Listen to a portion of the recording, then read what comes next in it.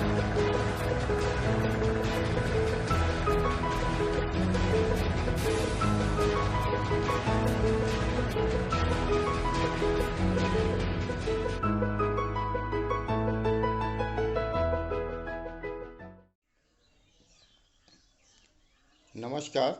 मैं रविंद्र सर आप सबके लिए आज मैं लेकर के आया हूँ कक्षा 9वीं सीबीएसई बोर्ड की हिंदी विषय की स्पर्श पुस्तक से धीरंजन मालवीय जी का लिखा हुआ वैज्ञानिक चेतना के वाहक वेंकट रमन, इस पाठ को लेकर के मैं आया हूँ। बच्चों, इस पाठ के बारे में बताने से पहले हम सबसे पहले जानते हैं धीरंजन मालवीय जी को, जो इसके लेखक रहे हैं। तो धीरंजन मालवीय जी का जन्म बिहार के नालंदा डुमरांवा गांव में 9 मार्च 1952 को हुआ था। ये एमएससी सांख्यिकी, एमबीए और एलएलबी हैं। आकाशवाणी और दूरदर्शन से जुड़े मालवीय अभी वैज्ञानिक जानकारी को लोगों तक पहुंचाने का काम में जुटे हैं।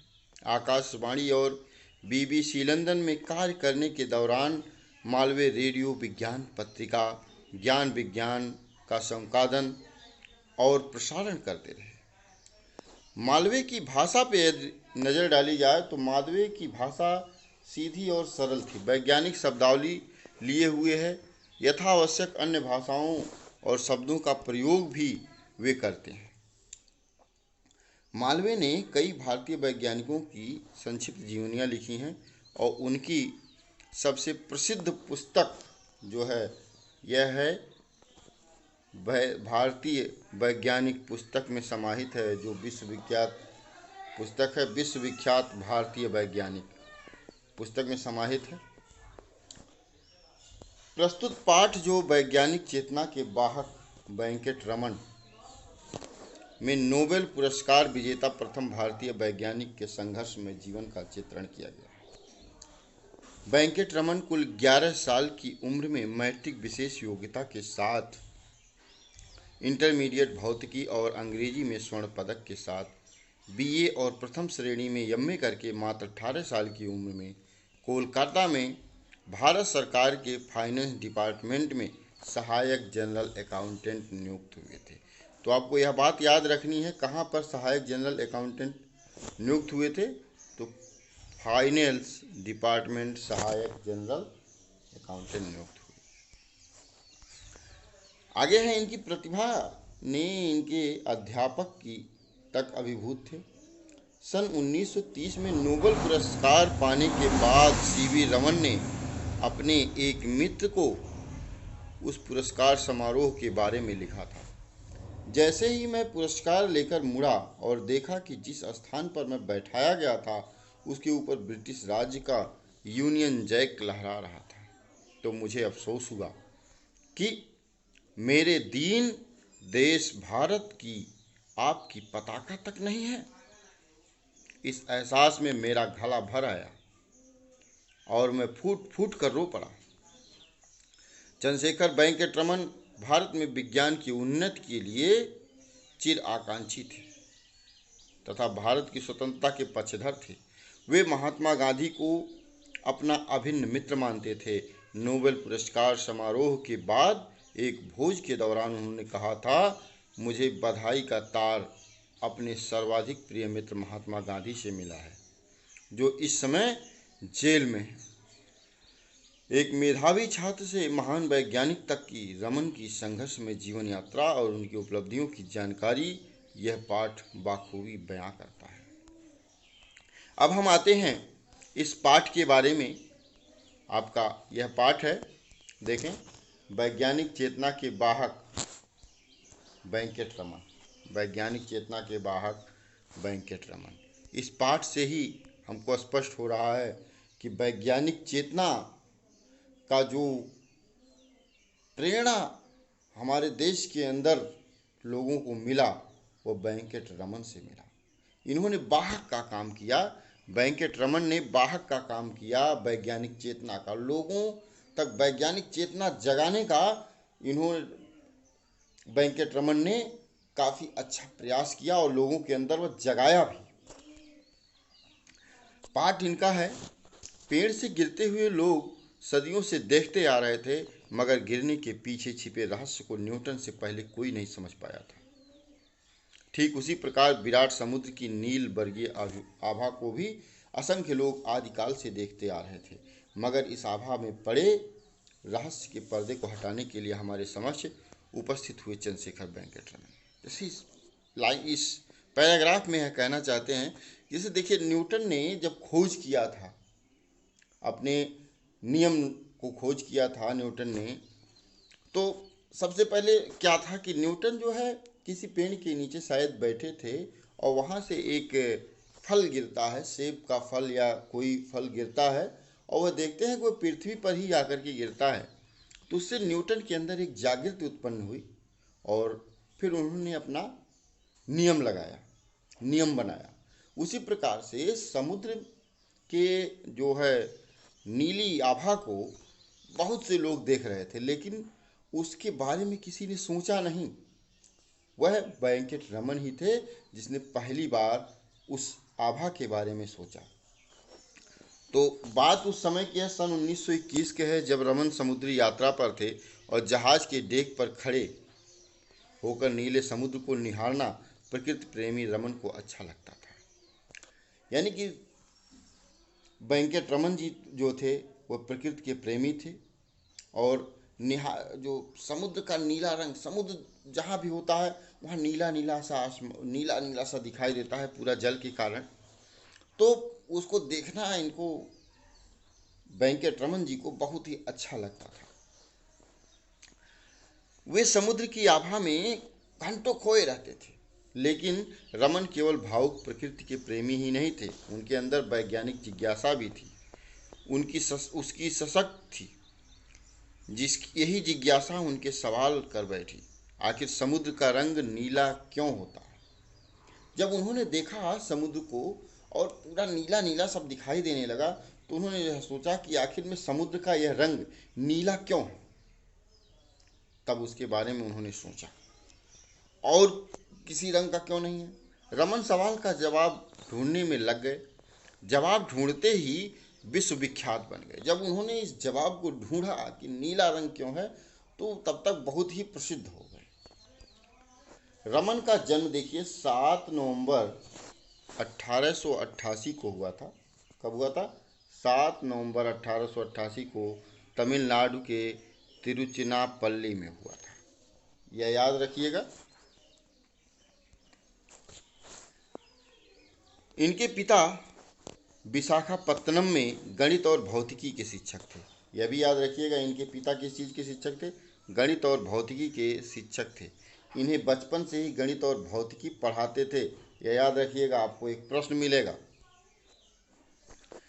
इसमें कोई अतिशयोक्ति नहीं होगी कि जिन 2 विषयों में ज्ञान उन्हें जगत प्रसिद्ध बनाया, उसकी सशक्त नींव उनके पिता ने ही तैयार की थी। तो वेंकटरमन जी की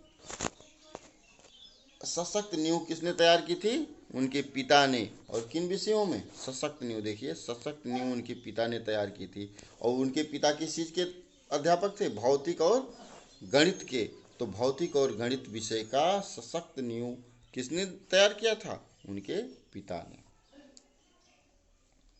कॉलेज की पढ़ाई उन्होंने पहले एबीएन कॉलेज तिरुचिनापल्ली से और फिर प्रेसिडेंसी मद्रास से की। बीए और एमए दोनों ही परीक्षाओं में उन्होंने काफ़ी ऊंचे अंक हासिल किए।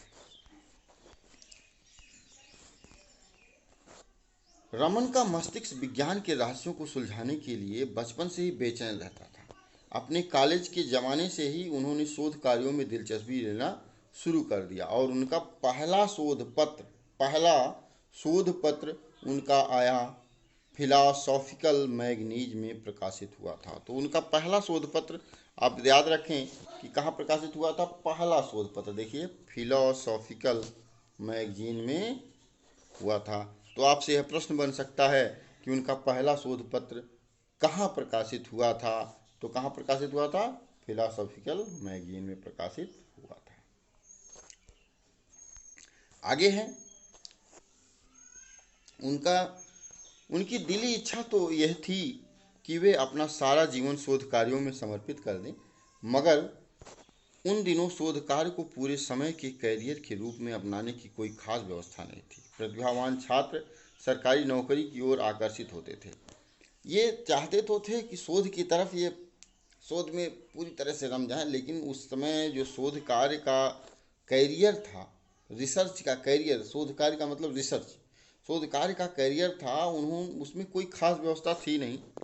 और जो बहुत ही ब्रिलियंट छात्र होते थे वो सरकारी नौकरी की तरफ आकर्षित होते जा रहे थे। रमन भी अपने समय के अन्य सुयोग्य छात्रों की भांति भारत सरकार के वित्त विभाग में अफसर बन गए और उनकी पहली तैनाती कलकत्ता में हुई। उनकी पहली तैनाती कहाँ पर हुई थी? कलकत्ता में हुई थी, यह याद रखिएगा, आपसे एक क्वेश्चन बन सकता है। उसके बाद आता है कलकत्ता में सरकारी नौकरी के दौरान उन्होंने अपने स्वाभाविक रुझान को बनाए रखा और दफ्तर से फुर्सत पाते ही वे लौटते हुए बहु बाजार आते, जहां Indian association for the cultivation of science की प्रयोगशाला थी। तो देखिए वे कहाँ पर आते थे? कलकत्ता सरकारी नौकरी के दौरान उन्होंने अपने स्वाभाविक रुझान को बनाए रखा और दफ्तर से जब वे फुर्सत पाते थे तो बहु बाजार आते थे और वहाँ इंडियन एसोसिएशन, देखिए इंडियन एसोसिएशन, यह है Indian association for the cultivation of science की प्रयोगशाला थी और यह अपने आप में एक अनूठी संस्था थी जिसे कलकत्ता के डायरेक्टर महेंद्र लाल सरकार ने वर्षों की कठिन मेहनत और लगन के बाद खड़ा किया था। तो जब सरकारी नौकरी पाते थे तो इसी प्रयोगशाला में चले जाते थे। किस प्रयोगशाला में? इसी एसोसिएशन फॉर द, एक मिनट, एसोसिएशन, पेन नहीं चल रही है, association for the cultivation of science की प्रयोगशाला में थी और वह अपने आप में एक अनूठी संस्था थी।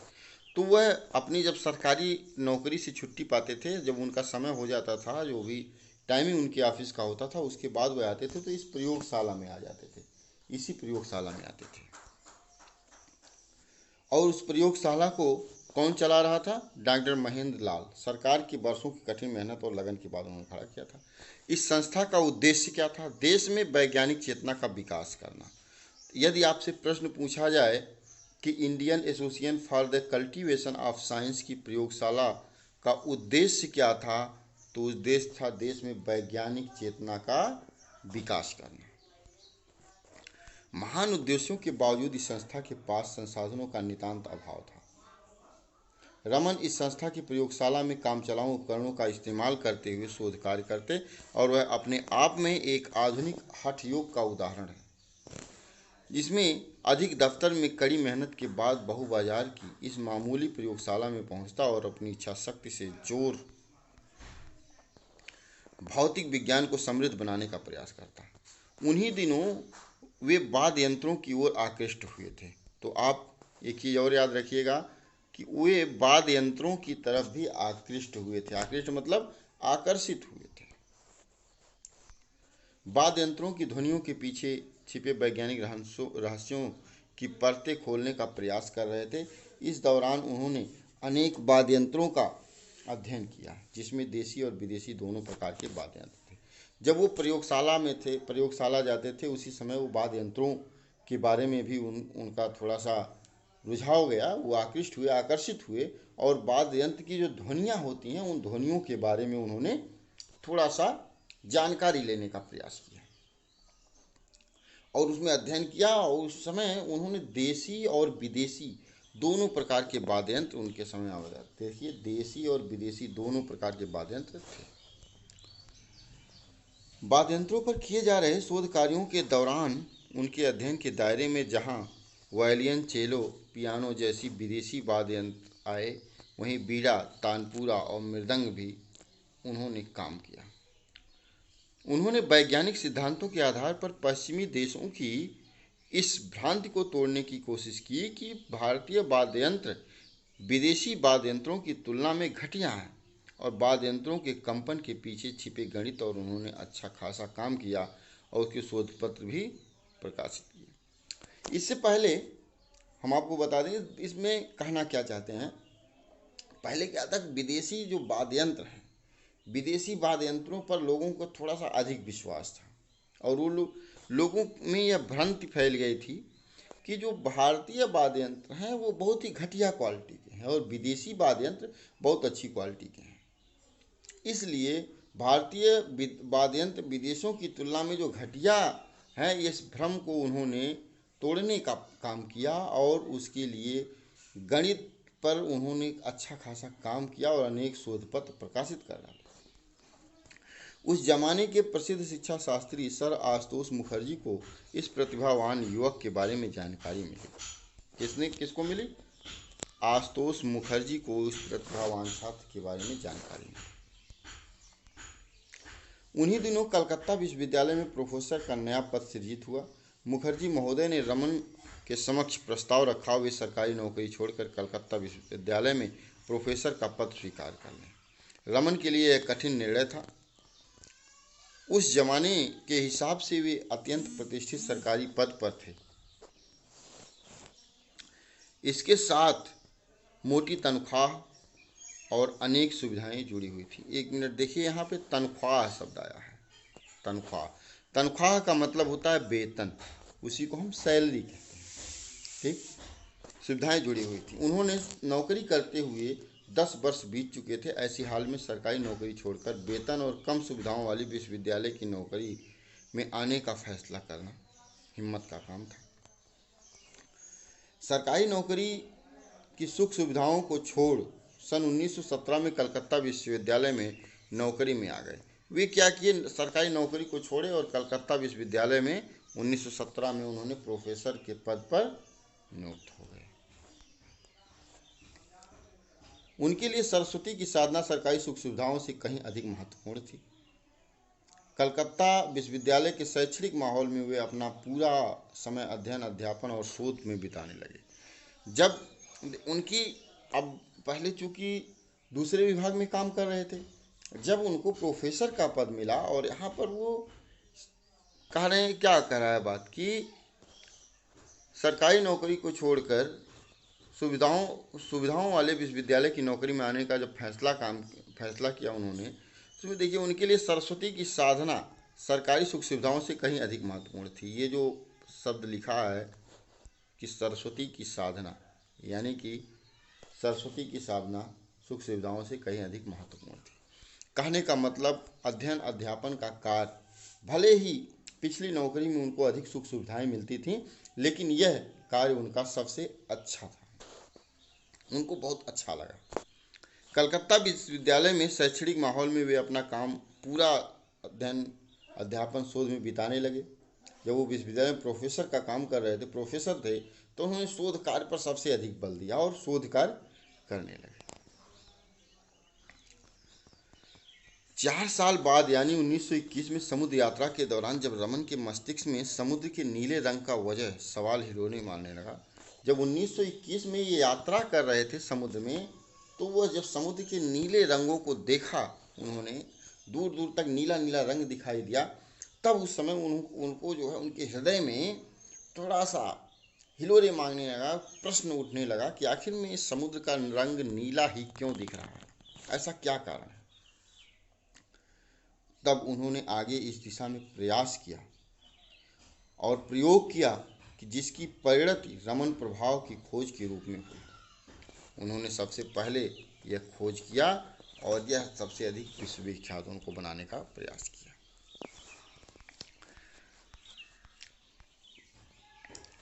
रमन अनेक ठोस रवों की जगह यहाँ पे द्रव होना चाहिए। देखिए,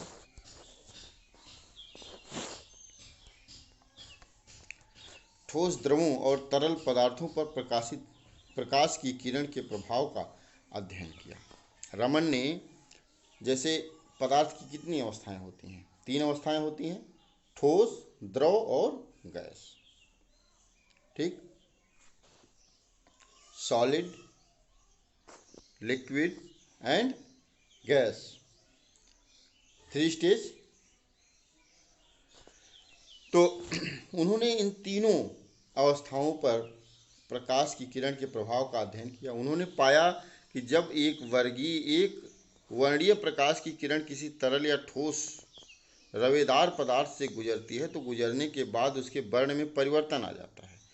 यहाँ पर देखिए वर्ण आ रहा है ना, वर्ण अर्थात रंग। वर्ण का मतलब यहाँ पे रंग से है, उसके रंग में परिवर्तन आता है। वजह यह होती है कि एक वर्णीय प्रकाश की किरण के फोटान जब तरल या ठोस, तरल का मतलब होता है लिक्विड, द्रव, या ठोस, सॉलिड, रवे से गुजरते हुए इनके अणुओं से टकराते हैं तो इस टकराव के परिणाम स्वरूप वे या तो ऊर्जा का कुछ अंश खो देते हैं या पा जाते हैं।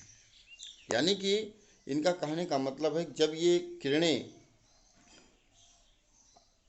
किसी चीज़ों से टकराते हैं गुजरते हुए, चाहे वह ठोस के अणु हों या लिक्विड के अणु हों, उनसे जब टकराते हैं तो दोनों टकराव के परिणाम स्वरूप या तो वे कुछ ऊर्जा उत्पन्न कर देते हैं या तो अपनी कुछ ऊर्जा खो देते हैं।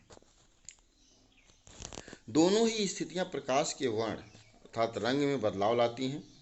एक वर्णीय प्रकाश की किरणों में सबसे अधिक ऊर्जा बैंगनी रंग के प्रकाश में होती है। जो यह सिंगल कलर की बात की जा रही है, एक वर्णीय प्रकाश की किरणों में सबसे अधिक ऊर्जा बैंगनी रंग के बीच होती है और बैंगनी के बाद क्रमशः नीले, आसमानी, हरे, पीले, नारंगी और लाल वर्ण का नंबर आता है। आप लोगों को साइंस में यह पढ़ाया गया होगा कि किस रंग में सबसे अधिक ऊर्जा और किस रंग में सबसे अधिक कलर जो है परिवर्तन होता है, उसका कलरों का किस रंग में परिवर्तन होता है, आपने साइंस में पढ़ा होगा। उसी चीज़ को बताने का प्रयास किया जा रहा है। उसके बाद आता है रमन की खोज भौतिकी के क्षेत्र में एक कांति के समान थी। यह जो इनका खोज था, जो समुद्र पर नीले रंग का खोज था कि आखिर में नीले रंग का खोज क्यों हो रहा है, तो उन्होंने देखा कि जब किरणें किसी दूसरे से टकरा रही हैं तो उनके रंगों में परिवर्तन हो रहा है, तो एक क्रांति ला दिया उसमें, एकदम क्रांति के समान था। इसका पहला परिणाम तो यह हुआ कि प्रकाश की प्रकृति के बारे में आइंस्टाइन के विचारों का प्रयोग प्रमाण मिल गया। आइंस्टाइन के पूर्ववर्ती वैज्ञानिक प्रकाश को तरंग के रूप में मानते थे, मगर आइंस्टाइन ने बताया कि प्रकाश अति सूक्ष्म कणों की तीव्र धारा के समान है। इन सूक्ष्म कणों की तुलना आइंस्टाइन ने बुलेट से की है और इन्हें फोटॉन नाम दिया। रमन के प्रयोगों ने आइंस्टाइन की धारणा का प्रत्यक्ष प्रमाण दे दिया। जो रमन ने प्रयोग किया वो आइंस्टाइन ने जो प्रयोग किया था उसका जो इन्होंने पूरा इफेक्टिव प्रमाण दिया, प्रत्यक्ष प्रमाण दे दिया।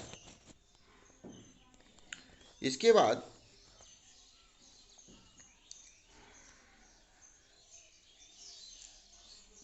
एक वर्ण, यह प्रमाण क्यों दिया था? क्योंकि एक वर्णीय प्रकाश के वर्ण में परिवर्तन साफ तौर पर प्रमाणित करता है कि प्रकाश की किरण तीव्रगामी सूक्ष्म कणों के प्रवाह के रूप में व्यवहार करती है।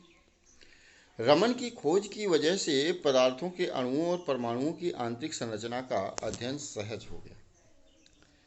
पहले इस काम के लिए इंफ्रारेड स्पेक्ट्रोस्कोपी का सहारा लिया जाता था। यह मुश्किल तकनीक है और गलतियों की संभावना बहुत अधिक रहती थी। जो इंफ्रारेड स्पेक्ट्रोस्कोपी का जो सहारा लिया जाता था, यह बहुत ही थोड़ा सा टफ टेक्निक थी और इसमें सबसे अधिक गलती होती थी। यह मुश्किल तकनीक थी। रमन की खोज के बाद पदार्थों की आणविक परमाणिक संरचना के अध्ययन के लिए रमन स्पेक्ट्रोस्कोपी का सहारा लिया गया। जब इन्होंने अपना एक अलग उपकरण बनाया तो रमन स्पेक्ट्रोस्कोपी का सहारा लिया गया। यह उपकरण उन्होंने बना दिया। यह तकनीक एक वर्णीय प्रकाश के वर्ण में परिवर्तन के आधार पर पदार्थों के अणुओं और परमाणुओं की संरचना की सटीक जानकारी देती है। इस जानकारी की वजह से पदार्थों का संश्लेषण प्रयोगशाला में करना और अनेक उपयोगी पदार्थों का कृत्रिम रूप से निर्माण संभव हो गया। रमन प्रभाव की खोज ने रमन को विश्व की चोटी पर वैज्ञानिकों की पंक्ति में ला करके खड़ा कर दिया। जब रमन ने ये सारे प्रयोग किए और इन्होंने खोज किया तो रमन को विश्व के जो टॉप 10 के वैज्ञानिक थे, साइंटिस्ट थे, उनके साथ खड़ा कर दिया, अर्थात रमन टॉप 10 के वैज्ञानिकों में गिने जाने लगे।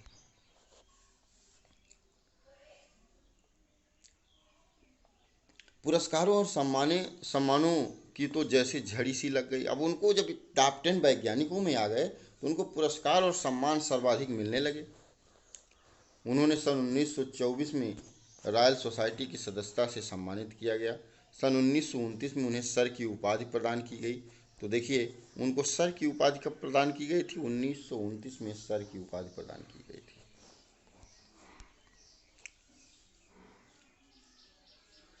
ठीक अगले ही साल उन्हें विश्व के सर्वोच्च पुरस्कार भौतिकी में नोबेल पुरस्कार से सम्मानित किया गया था। तो भौतिकी में इन्होंने नोबेल पुरस्कार से इनको अगले साल यानी 1930 में रमन जी को क्या प्रदान किया गया था?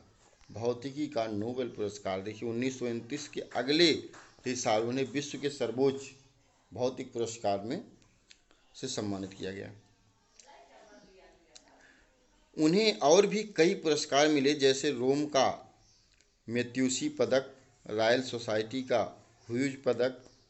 देखिए, जो पदक मिला हुआ है उन्हें, रोम का मैथ्यूसी पदक, रॉयल सोसाइटी का ह्यूज पदक और फिलाडेल्फिया इंस्टीट्यूट का फ्रैंकलिन पदक और सोवियत रूस का अंतर्राष्ट्रीय लेनिन पुरस्कार आदि। सन 1954 में रमन को देश के सर्वोच्च सम्मान भारत रत्न से भी सम्मानित किया गया। देखिए, उनको भारत रत्न से कब सम्मानित किया गया था? 1954 में। 1954 में उनको किससे सम्मानित किया गया था? भारत रत्न से। भारत रत्न से सम्मानित किया गया। वे नोबेल पुरस्कार पाने वाले पहले भारतीय वैज्ञानिक थे। तो आपको एक चीज़ और मिलता है, रमन नोबेल पुरस्कार पाने वाले पहले भारतीय वैज्ञानिक थे। कौन थे? रमन। एक मिनट। रमन नोबेल पुरस्कार पाने वाले पहले भारतीय वैज्ञानिक थे। उसके बाद यह पुरस्कार भारतीय नागरिकता वाले किसी अन्य वैज्ञानिक का अभी तक नहीं मिल पाया है। उन्हें अधिकांश सम्मान उस दौर में मिले जब भारत अंग्रेजी का गुलाम था। उन्हें मिलने वाले सम्मानों ने भारत को एक नया आत्मसम्मान और आत्मविश्वास दिया। विज्ञान के क्षेत्र में उन्होंने एक नई भारतीय चेतना जागृत किया।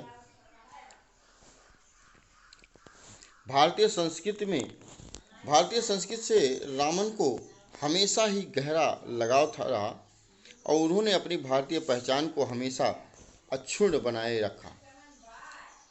अंतर्राष्ट्रीय प्रसिद्धि के बाद भी उन्होंने अपने दक्षिण भारतीय पहनावों को नहीं छोड़ा। क्योंकि ये दक्षिण भारत के थे, इतना सम्मान उनको मिला, उसके बाद भी इनका जो दक्षिण भारतीय पहनावा था, साउथ इंडियन पहनावा इनका था, उसको उन्होंने छोड़ा नहीं। वे कट्टर शाकाहारी थे और मदिरा के सख्त परहेज रखने वाले थे। जब वे नोबेल पुरस्कार प्राप्त करने स्टॉकहोम गए तो वहां उन्होंने अल्कोहल पर रमन प्रभाव का प्रदर्शन किया।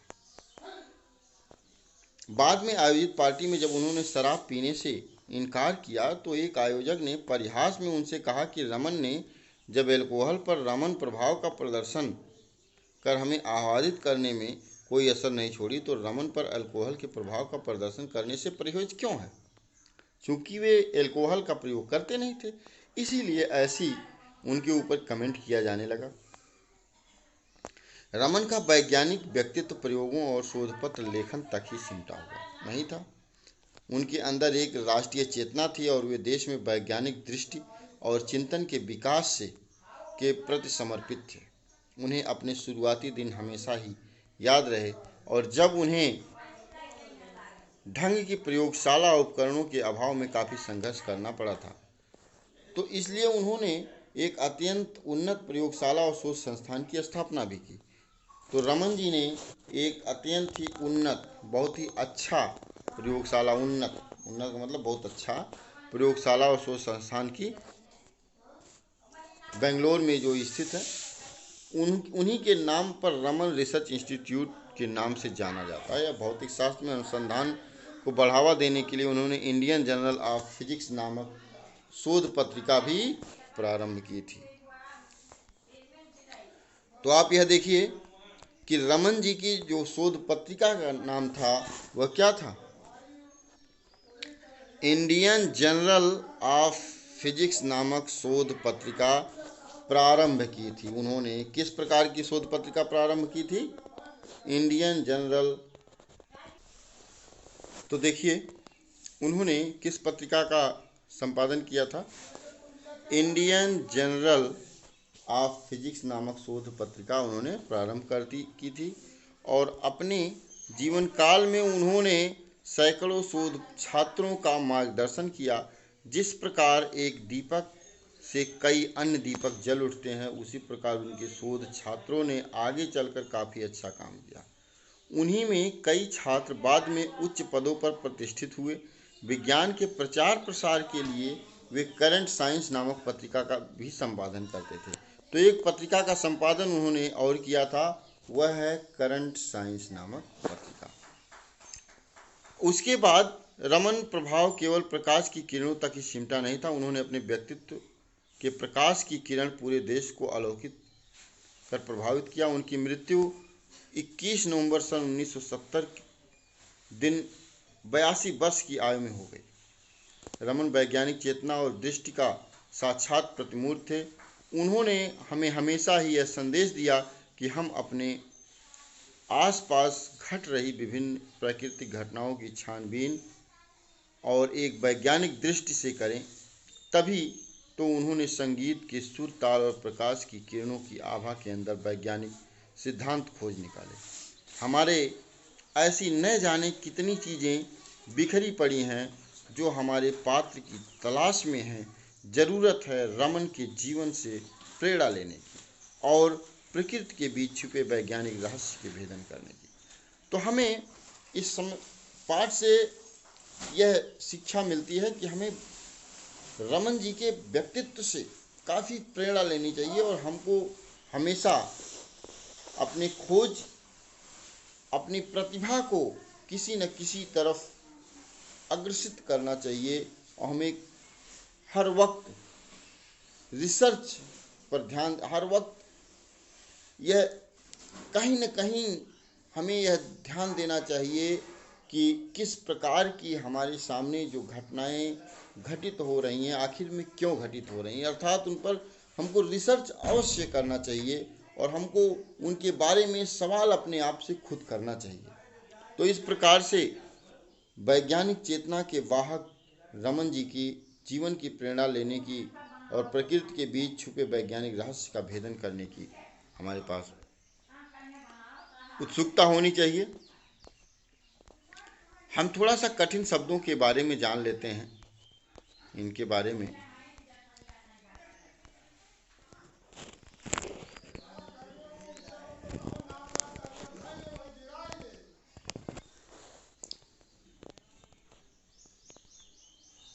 तो हम देख लेते हैं कठिन शब्दों के बारे में। जो कठिन शब्द आए हुए हैं, नीलवर्णी। नीलवर्णी का मतलब होगा नीले रंग। देखिए, नीलवर्णी, नीले रंग, असंख्य, अनगिनत, असंख्य। आभा, आभा का होता है चमक, जिज्ञासा, जानने की इच्छा, विश्वविख्यात, संसार में प्रसिद्ध। और भौतिकी, वह विज्ञान जिसमें तत्वों के गुणों आदि का विवेचन किया गया हो। अतिशयोक्त, किसी बात को बढ़ा चढ़ा कर कहना। हासिल, प्राप्त करना। और शोध कार्य, खोज या अनुसंधान उसको कहते हैं। उसके बाद आता है प्रतिभावान। प्रतिभावान जिसमें विलक्षण बौद्धिक शक्ति हो,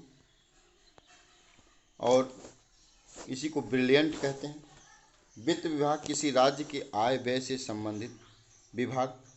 रुझान झुकाव की ओर प्रवृत्ति होना। उपकरण, साधन या औजार। समृद्ध, उन्नतशील। भ्रांति, संदेह, अयथार्थ। सृजित, रचा हुआ। समक्ष, सामने। अध्यापन, पढ़ाना। परिणित, परिणाम। ठोस रवे, बिल्लौर, मणिफ। फोटान, प्रकाश का अंश। एक वर्णी, एक रंग का। एक वर्णी का अर्थ एक रंग का। ऊर्जा, ऊर्जा यानी शक्ति।